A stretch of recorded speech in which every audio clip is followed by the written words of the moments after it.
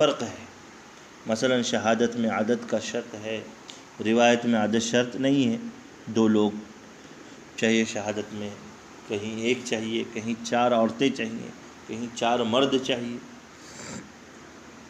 کہیں ایک مرد دو عورتیں بھی چل جاتی ہیں۔ تو شہادت میں عدد شرط ہے، روایت میں عدد شرط نہیں ہے۔ دوسرا فرق یہ ہے کہ شہادت میں حریت شرط ہے، روایت میں حریت شرط نہیں، آزادی، غلام بھی روات بن سکتے ہیں۔ شہادت میں بصیر ہونا شرط ہے، روایت میں بصیر ہونا شرط نہیں ہے۔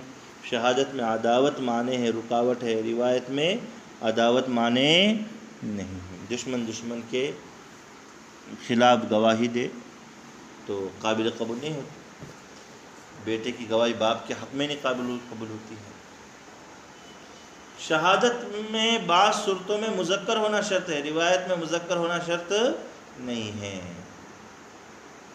شہادت میں بعض مخصوص تعلقات، مخصوص رشتہ داری، یہ گواہی کے لیے مانع اور رکاوٹ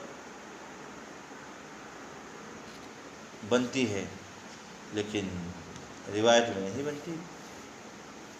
تو بعض جزئیات میں شہادت اور روایت کے درمیان میں فرق ضرور ہے، مگر بنیادی بات میں اتحاد ہے کہ جس طرح شہادت کے معتبر ہونے کے لیے شاہد کا عادل ہونا ضروری ہے، اسی طرح خبر کے معتبر ہونے کے لیے بھی راوی کا معتبر ہونا، عادل ہونا ضروری ہے۔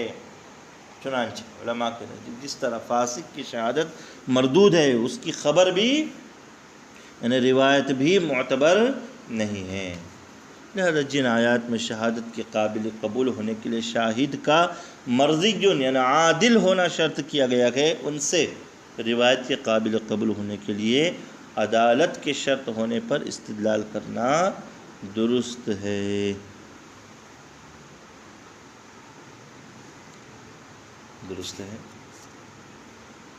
دیکھیے، روایت کہتے ہیں اس خبر کو جس کا تعلق کسی خاص شخص سے ہو بلکہ عام ہو، خاص شخص سے نہ ہو بلکہ عام ہو، حتیٰ کہ خود راوی سے بھی اس کا کوئی تعلق نہ ہو، اس کا ماخذ نقل السماع ہو۔ شہادت و خبر جس کا تعلق کسی خاص شخص، خاص چیز یا مشہود لہو یا مشہود علیہ سے، اور دوسروں سے اگر اس کا تعلق ہو تو بھی تبعاً، اور وہ خبر جزئی ہو اور اس کا ماخذ مشاہدہ، آنکھوں سے دیکھنا ہو یا علم ہو۔ یہ فرق ہے تعریفات کے اندر بھی، شہادت اور روایت کی تعریفات میں۔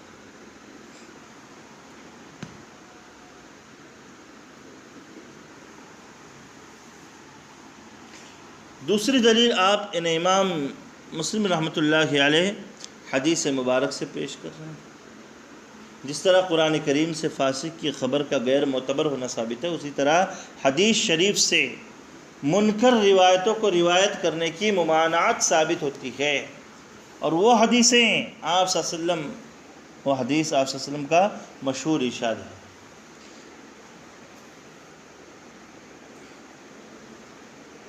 ودلت السنة على نفي رواية المنكر من الأخبار كنحو دلالة القرآن على نفي خبر الفاسق، وهو الأثر المشهور عن رسول الله صلى الله عليه وسلم: من حدث عني بحديث يرى أنه كاذب فهو أحد الكاذبين۔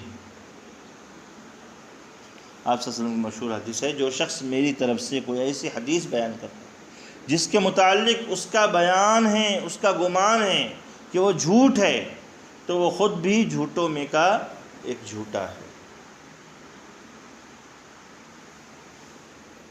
فهو احد الکاذبین۔ تو جن احادیث کے بارے میں ظن غالب یہ ہے کہ وہ صحیح نہیں ہے، ایسی احادیث کو بیان کرنا جائز نہیں بیان کر سکتے۔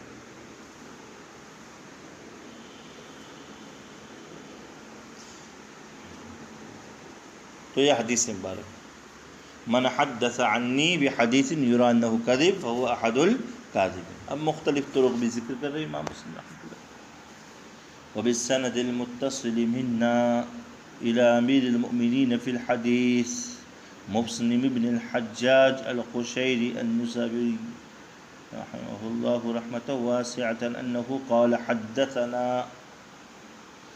ابو بکر بن ابی شیبۃ قال حدثنا وکیع عن شعبۃ عن الحکم عن عبد الرحمن بن ابی لیلى عن سمرۃ بن جندب قال وحدثنا ابو بکر بن ابی شیبۃ ايضا قال حدثنا وکیع عن شعبۃ وسفیان عن حبیب عن میمون بن ابی شبیب عن المغیرۃ بن شعبۃ قال قال رسول اللہ صلی اللہ علیہ وسلم ذلك.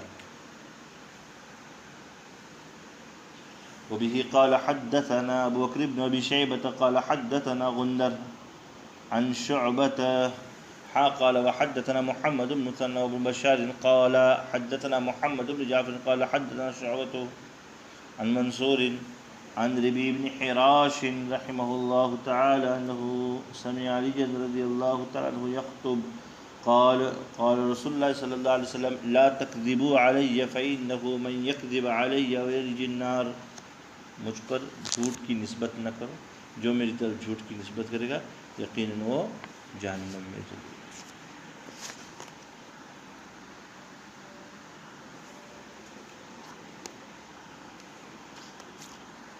تو یہ احادیث مبارکہ آگے چل کر امام مسلم رحمۃ اللہ علیہ نے پیش کی ہیں، جن کا مقصود اصل یہ ہے کہ اللہ کے رسول صلی اللہ تعالیٰ علیہ وسلم کی طرف گڑھی ہوئی احادیث، موضوع قسم کی روایات، ان کو منسوب کرنا جائز نہیں ہے بلکہ سنگین جرم ہے. علماء کی ایک جماعت تو ایسے شخص کے لیے توبے کا دروازہ بند ہونے کے قائل، کیونکہ احادیث صحیحہ میں اس بارے میں سخت وعید آئی ہوئی ہے.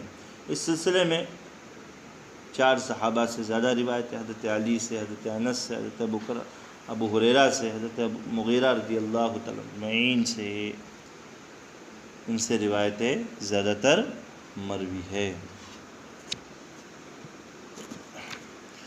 وبه قال حدثني زهير بن حرب قال حدثنا اسماعيل يعني ابن علية عن عبد العزيز بن صهيب عن انس بن مالك رضي الله تعالى عنهم انه قال انه ليمنعني ان احدثكم حديثا كثيرا ان رسول الله صلى الله عليه وسلم قال من تعمد علي كذبا فليتبوأ مقعده من النار.